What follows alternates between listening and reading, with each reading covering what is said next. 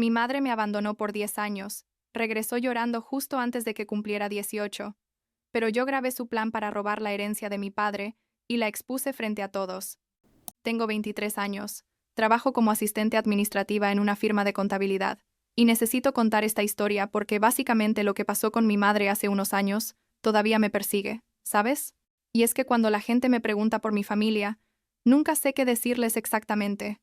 Supongo que debería empezar por el principio, cuando era bebé y mi papá murió. No tengo ni un solo recuerdo de él, obviamente, pero según me contó mi tío Henry, el hermano de mi papá, murió en un accidente de auto cuando yo tenía como 8 meses.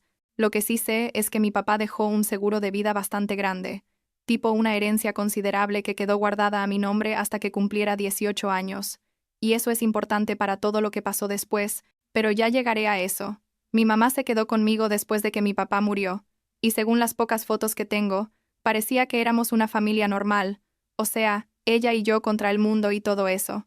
Pero cuando yo tenía 6 años, casi 7, un día, mi mamá me llevó a la casa de mi tío Henry. Recuerdo perfectamente ese día porque hacía mucho calor, era verano, y mi mamá traía una maleta grande y me dijo que iba a tener que quedarme con mi tío un tiempo porque ella tenía que irse de viaje de negocios. Yo lloré, obvio, porque nunca me había quedado tanto tiempo sin ella, pero mi mamá me prometió que iba a volver pronto, que solo serían unas semanas. Mi tío Henry, que en ese entonces tendría como 35 años, no parecía muy feliz con la situación, pero aceptó, y mi mamá se fue. Esas unas semanas se convirtieron en meses, y los meses en años, y básicamente mi mamá nunca regresó. Simplemente desapareció de mi vida como si yo nunca hubiera existido. Al principio mi tío Henry intentaba ser amable, supongo, pero con el tiempo se fue poniendo cada vez más resentido. No lo culpo del todo, la verdad, porque él no pidió criar a la hija de su hermano muerto, pero tampoco es que yo hubiera elegido estar ahí. Me dejaba claro constantemente que era una carga para él, tipo comentarios de que comía mucho, que la ropa me costaba dinero, que si no fuera por él yo estaría en un orfanato. Nunca me pegó ni nada físico. Pero las palabras pueden doler igual o peor. ¿Me explico? Me decía cosas como que era igual de irresponsable que mi madre, que seguro por eso ella se había ido, porque yo era una niña difícil. Yo tenía 7, 8, 9 años escuchando esto constantemente, y empecé a creerlo. Empecé a pensar que realmente había algo malo en mí que hacía que la gente me abandonara. La escuela se convirtió en mi escape. Me enfoqué completamente en las tareas, en sacar buenas calificaciones, en mantenerme ocupada para no tener que pensar en lo miserable que era mi vida en casa de mi tío. Llegaba de la escuela, hacía mi tarea, me encerraba en mi cuarto, y básicamente así pasaron años. No tenía muchos amigos porque nunca invitaba a nadie a la casa. Me daba vergüenza que vieran cómo vivía, y tampoco podía ir a casas de otros niños porque mi tío nunca me daba permiso.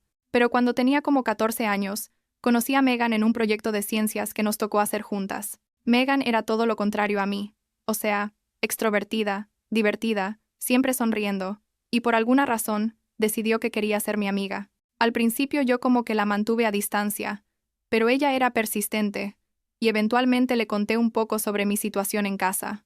Megan me invitó a su casa una tarde después de la escuela para trabajar en el proyecto, y cuando llegué y conocí a su familia, literalmente sentí que había entrado a otro mundo. Su mamá nos hizo galletas, su papá nos preguntó sobre nuestras clases, tenían un perro que no paraba de saltar de felicidad, y todo se sentía tan cálido y normal que casi me pongo a llorar ahí mismo. Desde ese día, la familia de Megan básicamente me adoptó de manera no oficial. Empecé a pasar cada vez más tiempo en su casa. Comía con ellos mínimo 3 veces a la semana. Me incluían en sus salidas los fines de semana. Y por primera vez en años sentí lo que era tener una familia de verdad. La mamá de Megan me compraba ropa cuando notaba que la mía estaba muy vieja, y su papá, el señor Peterson, siempre me preguntaba cómo iba en la escuela y me ayudaba con matemáticas cuando las necesitaba. Ellos sabían mi situación. Nunca hablamos explícitamente de todos los detalles, pero sabían que mi tío no era precisamente el guardián del año. Mi tío Henry no parecía importarle que yo pasara tanto tiempo fuera de la casa. Creo que hasta le convenía no tenerme ahí tanto. Yo seguía viviendo con él. Dormía ahí. Pero mi vida real estaba con la familia de Megan. Pasé los años de la secundaria y el inicio de la preparatoria así, básicamente sobreviviendo en casa de mi tío, pero viviendo de verdad cuando estaba con los Peterson. Megan y yo nos hicimos inseparables. Ella era como la hermana que nunca tuve, y su familia era mi familia elegida, ¿sabes? Nunca me hacían sentir que era una carga, o que estaba de más. Todo lo contrario, me hacían sentir querida y valorada de una manera que yo ni siquiera sabía que existía. Entonces, todo cambió cuando cumplí 17 años. Un día llegué a casa de mi tío después de la escuela, y había un auto que no reconocía estacionado afuera. Entré, y ahí estaba ella, mi madre, sentada en la sala como si nada, como si no hubieran pasado 10 años desde la última vez que la vi. Tenía el cabello diferente, más corto, y se veía mayor, obviamente, pero la reconocí inmediatamente. Junto a ella había un hombre que no conocía, tipo de unos 40 y tantos años, con traje y una sonrisa que, no sé, me dio mala espina desde el primer momento. Mi madre se levantó de un salto cuando me vio, con los ojos llorosos, y dijo algo como, «Mi bebé, ¿cuánto has crecido?» Y yo honestamente no sabía qué hacer o qué sentir. Parte de mí, la niña de 7 años que todavía vivía dentro de mí, quería correr a abrazarla y preguntarle por qué se fue. Pero la otra parte, la que había crecido sin ella durante una década, solo sentía rabia y confusión. El hombre se presentó como Scott, el esposo de mi madre, y mi madre empezó con toda esta historia de que había tenido que irse por problemas personales, que había estado en terapia, que había pensado en mí todos los días, básicamente toda una explicación que sonaba ensayada y falsa. Yo no dije mucho, solo me quedé ahí parada procesando todo, y mi tío Henry parecía tan incómodo como yo. Mi madre dijo que quería recuperar el tiempo perdido, que quería ser parte de mi vida otra vez, y que esperaba que pudiéramos empezar de nuevo. Le dije que necesitaba tiempo para pensar, y me fui a mi cuarto. Esa noche no dormí nada, solo me quedé mirando el techo, preguntándome qué demonios acababa de pasar y qué se suponía que debía hacer ahora. Durante las siguientes semanas, mi madre y Scott empezaron a visitarme regularmente. Me llevaban a restaurantes caros, me compraban ropa y cosas para la escuela, me preguntaban sobre mis planes para la universidad, y básicamente se comportaban como padres súper atentos e involucrados. Mi madre lloraba cada vez que hablábamos, diciéndome cuánto lo sentía y cuánto me había extrañado, y yo quería creerle. Quería pensar que realmente se arrepentía de haberme abandonado, y que genuinamente quería estar en mi vida. Le conté a Megan sobre todo esto, obvio, y ella estaba escéptica desde el principio. Me dijo que era muy sospechoso que mi madre apareciera justo cuando yo estaba a punto de cumplir 18 y tener acceso a la herencia de mi papá, pero yo no quería pensar eso de mi propia madre, ¿sabes? Quería darle el beneficio de la duda. Pero Megan tenía razón. Como al mes de visitas y cenas y regalos, estaba en casa de mi tío un sábado, y mi madre y Scott estaban en la sala hablando, pensando que yo estaba en mi cuarto con audífonos, pero había bajado a la cocina por agua, y los escuché. Scott estaba diciendo algo sobre que necesitaban moverle más rápido, porque yo iba a cumplir 18 en unos meses, y después sería más difícil, y mi madre le respondió que tenía que hacerlo con cuidado, que no podía presionarme mucho, o yo sospecharía. Mi corazón literalmente se detuvo ahí en las escaleras. Scott dijo algo como, «Ese dinero nos sacaría de todos nuestros problemas. Necesitamos que ella firme esos papeles antes de que alguien más le meta ideas en la cabeza». Y mi madre solo suspiró y dijo que lo sabía, que estaba trabajando en ello. Me quedé paralizada ahí varios minutos, procesando lo que acababa de escuchar. Todo, absolutamente todo, había sido una mentira. Las lágrimas, las disculpas, el querer recuperar el tiempo perdido, todo era una actuación para llegar a la herencia de mi papá. Sentí como si me hubieran golpeado en el estómago, como si no pudiera respirar. Subí a mi cuarto en silencio, agarré mi mochila con algunas cosas, y me fui directo a casa de Megan. Cuando llegué, estaba llorando tanto que apenas podía hablar, y la mamá de Megan me abrazó mientras yo le contaba todo entre sollozos. El señor Peterson, que es abogado, creo que mencioné eso antes, se puso súper serio y me dijo que necesitábamos manejar esto cuidadosamente. Durante las siguientes semanas seguí viendo a mi madre y a Scott, pero ahora yo estaba actuando igual que ellos. Grababa nuestras conversaciones en mi teléfono cada vez que nos veíamos, con el consejo del señor Peterson. Mis sospechas se confirmaron cuando Scott empezó a ser más directo. En una cena me dijo que mi madre había pasado por tiempos muy difíciles financieramente, que habían invertido en un negocio que había fracasado, y que si yo quisiera ayudarla cuando tuviera acceso a mi herencia, significaría mucho para ellos. Yo solo asentí y dije que lo pensaría, mientras mi teléfono grababa todo en mi bolsillo. En otra ocasión, Scott me preguntó directamente si sabía cuánto dinero había en el fondo fiduciario de mi padre, y yo mentí, y dije que no estaba segura, que mi tío nunca me había dado detalles. Él me dijo que él podía ayudarme a revisar los documentos, que trabajaba en finanzas mentira. Después descubrimos que nunca había trabajado en eso, y que podía asegurarse de que yo supiera manejar ese dinero correctamente. La cosa llegó al límite como 2 semanas antes de mi cumpleaños 18. Scott me pidió que nos viéramos a solas, sin mi madre, porque quería hablar conmigo de hombre a hombre sobre mi futuro. Nos vimos en una cafetería, y ahí, sin rodeos, me dijo que mi madre y él necesitaban que yo firmara unos documentos donde les transfería el 60% de mi herencia. Dijo que era lo justo porque mi madre había pasado años sufriendo y arrepintiéndose, y que además ellos me habían cuidado durante el último mes y medio, con todas las cenas y regalos. Yo solo lo miré y le dije que necesitaba pensarlo, que era mucho dinero y mucha responsabilidad, y él se puso un poco agresivo diciendo que mi madre se merecía ese dinero, que ella era mi madre después de todo, y que yo le debía por haberme dado la vida. Todo esto lo tenía grabado, cada palabra.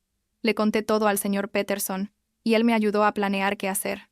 Arreglamos una reunión con mi madre y Scott, supuestamente para discutir los documentos que Scott quería que firmara. Les dije que nos viéramos en un restaurante neutral, y cuando llegaron yo ya estaba ahí con el señor Peterson. La cara de mi madre cuando vio a Megan y a su papá sentados conmigo fue de pánico total, pero intentó disimularlo. Scott se puso a la defensiva inmediatamente, preguntando quién era este señor y por qué estaba ahí. El señor Peterson se presentó como mi abogado y representante legal, y la tensión en esa mesa era tan gruesa que podías cortarla con un cuchillo. Mi madre intentó empezar con su actuación de siempre, con las lágrimas y todo, pero yo la interrumpí.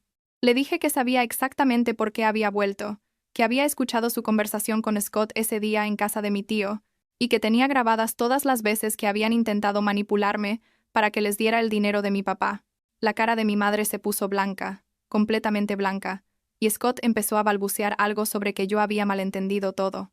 El señor Peterson sacó su laptop y les mostró transcripciones de las grabaciones, preguntándoles si querían que reprodujéramos los audios ahí mismo en el restaurante para que todos escucharan, o si preferían ser honestos de una vez.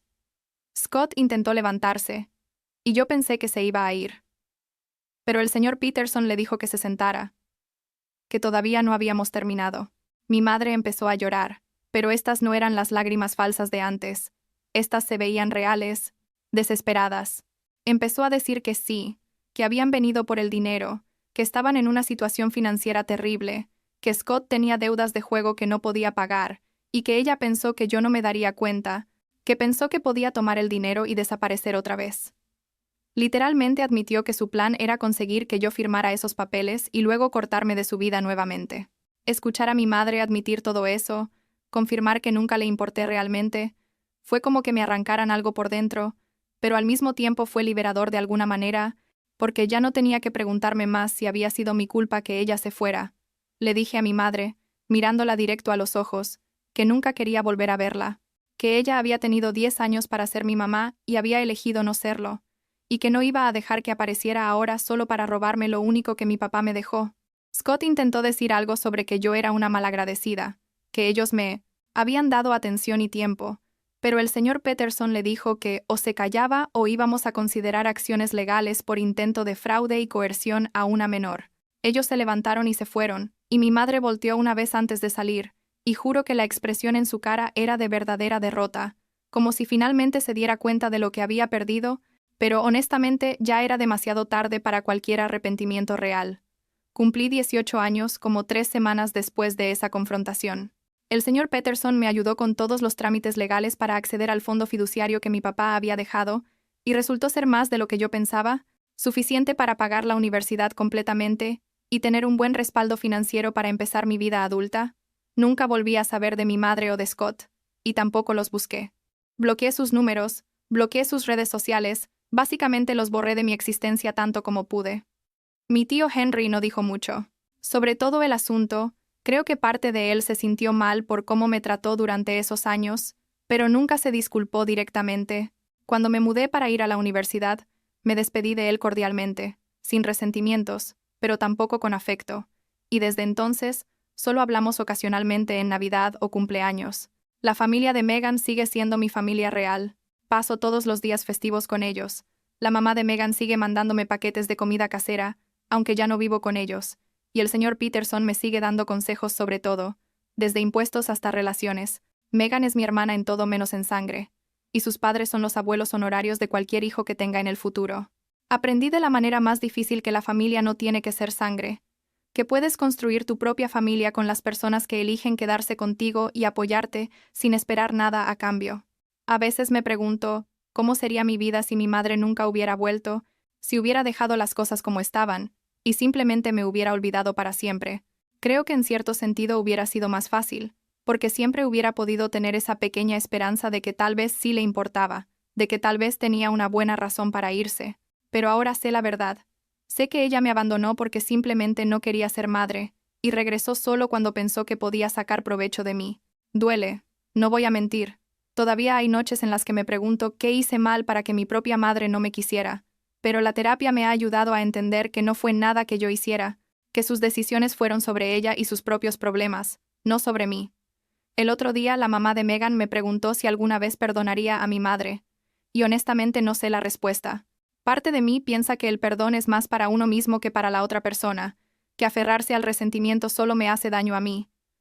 Pero otra parte piensa que algunas cosas son simplemente imperdonables, que no tienes que perdonar a alguien solo porque es tu madre biológica. Supongo que el tiempo dirá, aunque sinceramente no veo un futuro donde mi madre y yo tengamos algún tipo de relación. Ella hizo su elección, y yo hice la mía.